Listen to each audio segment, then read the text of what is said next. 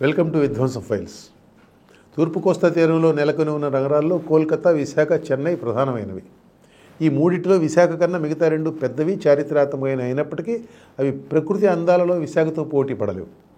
అద్భుత నగరం విశాఖ ప్రశాంత నగరం కూడా. నగరాల్లో నేరాలు కాస్త ఎక్కువగా జరగడం సాధారణం. విశాఖ ఆ సాధారణానికి భిన్నం. అక్కడి ప్రజలు ప్రశాంత జీవనానికి అలవాటు పడినవారు. విశాఖలో ఉన్న కాస్తో కోస్తూ క్రైమ్కు వేరే ప్రాంతాల నుంచి అక్కడికి వెళ్ళిన వారే ప్రధాన కారణం. విశాఖపట్నం వైసీపీ ఎంపీ ముళ్లపూడి వీర వెంకట సత్యనారాయణ కుటుంబ సభ్యులను వారి ఇంట్లోనే బందీ చేశారన్న వార్త ఒక విశాఖలోనే కాదు, రాష్ట్రమంతటా సంచలనం కలిగించింది. ఎంపీ కుమారుడిని, భార్యను, ఎంపీ పార్ట్నర్ కూడా అయిన ఆడిటర్ గన్నమనేని వెంకటేశ్వరరావు అలియాస్ జీవీని ఎంపీ నివాసంలోనే బంధించారు. పోలీసులకు సంగతి తెలిసిపోయిందని అర్థమైన తర్వాత దుండగులు బందీలను కారులో తీసుకువెళ్ళి ఒకచోట వదిలేసి పారిపోయారు.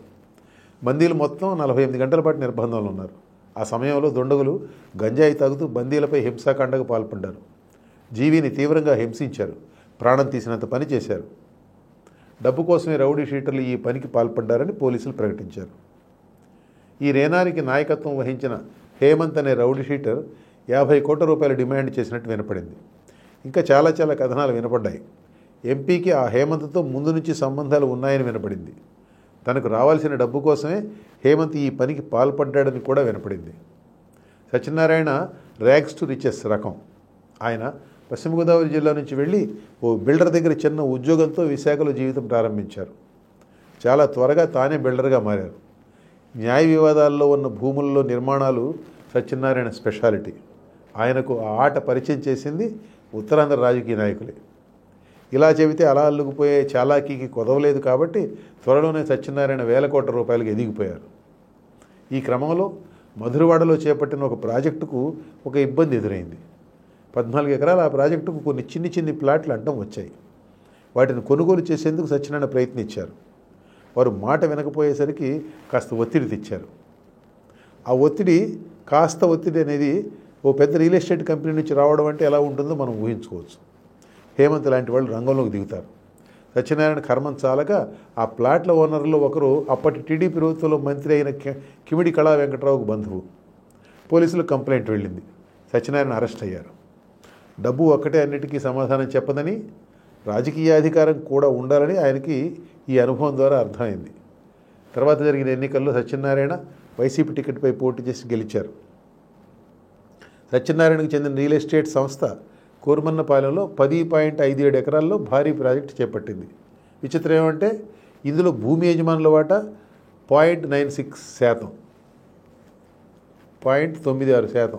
మిగతా 99.04% డెవలపర్లకు దక్కుతుంది. అంటే ఎంపీ గారి కంపెనీకి దక్కుతుంది.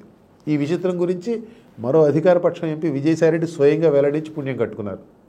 దశపల్లా భూముల యజమానులకు 29% వాటా మాత్రమే ఇచ్చే రియల్ ఎస్టేట్ డెవలప్మెంట్ ఒప్పందం విచిత్రంగా ఉందని మీడియా ప్రతినిధులు అన్నప్పుడు అది భూమి యజమానులకు, డెవలపర్లకు మధ్య వ్యవహారం అన్నారు విజయసాయిరెడ్డి. అంతటితో ఆగకుండా మరి భూమి యజమానులకు 1% వాటా మాత్రమే ఇచ్చేట్లు ఒప్పందం చేసుకున్న డెవలపర్ కూడా విశాఖలోనే ఉన్నారని వారిని ఎందుకు ప్రశ్నించారని అడిగారు. మీడియా ప్రతినిధులు సత్యనారాయణ విషయం ఏమిటి అని ప్రశ్నించారు. నా వ్యాపారం నా ఇష్టం వచ్చినట్టు చేసుకుంటానండి అని ఆయన సవినీయంగా సమాధానం ఇచ్చారు. భూమి యజమానులు ఈ డీల్కు ఒప్పుకోవడానికి ఆ భూమి వివాదంలో ఉండటంతో పాటు మరేమైనా కారణాలు ఉన్నాయేమో తెలియదు మనకి. అయినా విజయసాయి కావాలని తన సహచరుడి గుట్టు బయటపెట్టడం ఏమిటి? విచిత్రంగా ఉంది కదూ. విశాఖలో సిబిసిఎన్సి చర్చి భూముల వివాదం ఈనాటిది కాదు. వైసీపీ సర్కారు వచ్చిన తర్వాత విచిత్రంగా అది పరిష్కారం అయిపోయింది. ఆ భూములు సత్యనారాయణ రియల్ ఎస్టేట్ సంస్థకు దక్కాయి. తర్వాత ఎక్కడ తేడా వచ్చిందో కానీ ఆ చర్చి భూముల విషయంలోనే విజయసాయికి, సత్యనారాయణకి చెడింది. అప్పట్లో విజయసాయి విశాఖ కేంద్రంగా ఉత్తరాంధ్ర వైసీపీ ఇన్ఛార్జిగా చక్రం తిప్పుతున్నారు. చర్చి భూముల విషయంలో తేడా వచ్చిన తర్వాత ఆయన సత్యనారాయణ భాగస్వామి జీవిని టార్గెట్ చేశారు. హైగ్రీవ్ భూముల విషయంలో అడ్డం తిరిగారు. వైఎస్ హయాంలో వృద్ధాశ్రమం కోసం హైగ్రీవ్ అనే సంస్థకు కేటాయించిన 12 ఎకరాల విలువైన భూములవి. వైసీపీ హయాంలో ఆ సంస్థను నడిపే చిలుకూరి జగదీశ్వరుడు అనే వ్యక్తికి వాటిని వేరే వారి పేరు బదలాయించక తప్పని పరిస్థితి కల్పించారు. ఈ భూముల విషయమై ఒకసారి విజయసాయిని మీడియా ప్రతినిధులు ప్రశ్నించినప్పుడు మా పార్టీ వారిని మేము ప్రొటెక్ట్ చేసుకోవాలి కదా అన్నారు ఆయన. అలాంటిది వరుస మారిన తర్వాత ఆయన జీవిపై చట్ట ప్రకారం చర్యలు తీసుకోవాలని కలెక్టర్కి చెప్పేంత వరకు వెళ్ళారు. విజయసాయి కినిసిన మీదట సత్యనారాయణకి ఎంత సెగ తగిలిందంటే జీవికి తనకు సంబంధం లేదని బహిరంగంగా వివరణ ఇచ్చుకున్నారు ఒకసారి. సత్యనారాయణ సంగతి ఏమో కానీ జీవిని విజయసాయి తక్కువ అంచనా వేశారు.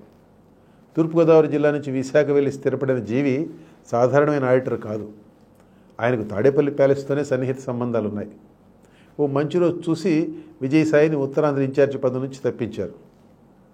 విజయసాయి విశాఖపట్నంలో చేసిన వీరవిహారం కూడా, అప్పటి వరకు చేసిన వీరవిహారం కూడా దానికి తోడ్పడి ఉండొచ్చు. మళ్ళీ ఒకసారి మొదటికి వెళితే ఎంబీ కుటుంబ సభ్యులను బందీ చేసిన కేసు కొద్ది రోజులు సంచలనం తర్వాత మరుగున పడిపోయింది. ఒక డీల్కి సంబంధించి హేమంత్కి ఇస్తానన్నంత మొత్తం ఇవ్వకపోవడంతో అతను ఈ పని చేశాడని, జీవిని అంత కక్షపూరితంగా హింసించడానికి కారణం అదేనని ఊహాగానాలు వచ్చాయి.